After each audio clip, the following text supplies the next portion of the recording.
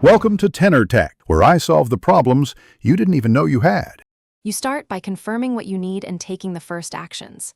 Make sure the Intex It 2616 SUF, its correct power adapter, and an Ethernet cable are at hand. Once done, place the unit close to the router, about 1/2 meter, so cables reach and airflow stays clear. Power off the router briefly, then plug that Ethernet into the Intex WAN or Internet port. This step ensures the device sees the network immediately and prevents link negotiation issues later. Once the physical link is made, power on the Intex and watch the LEDs to confirm boot completed.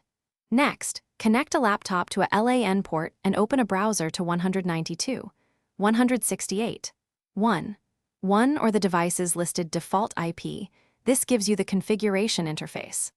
Log in with the default admin username and password, then choose DHCP or enter your ISP credentials if required. Take a moment to set the correct WAN type. This prevents double NAT and ensures stable. To finish, save the configuration and reboot both the Intex and the router so they renegotiate addressing. The Internet LED should become steady when online. Then test with 2 devices and run a speed test to verify throughput meets expectations. If things go wrong, start simple.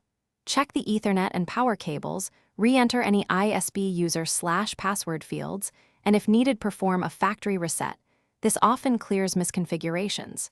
If the problem persists, contact your ISP with the Intex model and observed LEDs. Thanks for watching. Subscribe to keep your life in tune.